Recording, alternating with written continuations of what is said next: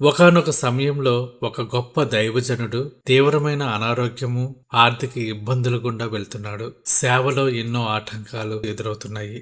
ఒక రాత్రి ఆయన తన గదిలో ఒంటరిగా కూర్చుని, ప్రభువా, నేనెందుకు ఈ శ్రమలను అనుభవించాలి అని రోదించాడు. ఆ సమయంలో ఆయనకు పరిశుద్ధాత్మ ప్రేరణ కలిగింది. ఆయన కుర్చీలో నుండి లేచి నేలపై సాష్టాంగపడి తన గర్వాన్ని, తన స్వంత ఆలోచనలను దేవుని పాదాల యొద్ద పెట్టాడు. ఎప్పుడైతే ఆయన సంపూర్ణంగా తన్ను తాను తగ్గించుకున్నాడో అప్పుడు ఆయన హృదయంలో అద్భుతమైన దైవిక సమాధానం నింపబడింది. ఆయన సమస్యలు రాత్రికి రాత్రే తీరిపోలేదు, కానీ వాటిని జయించే దైవిక శక్తి ఆయనకు లభించింది. మానవుడు దేవుని సన్నిధిలో సాష్టాంగపడినప్పుడు దేవుడు అతని బలహీనతను తన బలముగా మారుస్తాడు. ఆదికాండము 17వ అధ్యాయము 5వ వచనంలో దేవుడు ఒక అద్భుతమైన ప్రకటన చేస్తున్నాడు. ఇక మీదట నీ పేరు అబ్రాము అనబడదు, నిన్ను అనేక జనములకు తండ్రినిగా నియమించితిని గనుక నీ పేరు అబ్రహాము అనబడును. బైబిల్ చరిత్రలో పేరు మార్పు అనేది కేవలం పిలుపులో మార్పు కాదు. అది ఆ మానవుని గుర్తింపులో, స్వభావంలో మరియు భవిష్యత్తులో దేవుడు తీసుకురాబోయే సంపూర్ణ రూపాంతరానికి సూచన. అబ్రాము అనగా ఘనత వహించిన తండ్రి అని అర్థం. ఒకవైపు వయస్సు పైబడిపోతుంది. ఇంట్లో హాగరు ద్వారా పుట్టిన దాసీ కుమారుడు కాకుండా సారాయికి పుట్టిన సంతానం లేదు.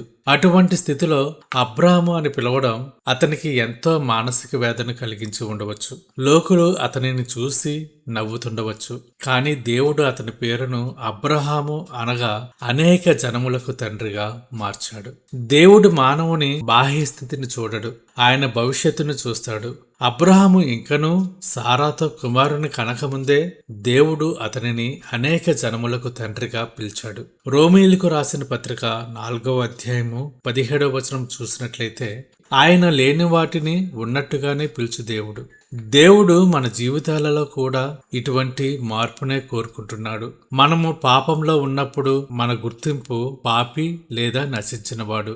కానీ క్రీస్తు యేసునందు మనము విశ్వసించినప్పుడు ఆయన మనకు నూతన గుర్తింపునిస్తాడు. కొరింథీయులకు రాసిన 2వ పత్రిక 5వ అధ్యాయము 17వ వచనం చూసినట్లయితే, ఎవడైనను క్రీస్తునందుండిన ఎడ్ల వాడు నూతన సృష్టి, పాతవి గతించెను, ఇదిగో సమస్తమును నూతనమాయెను.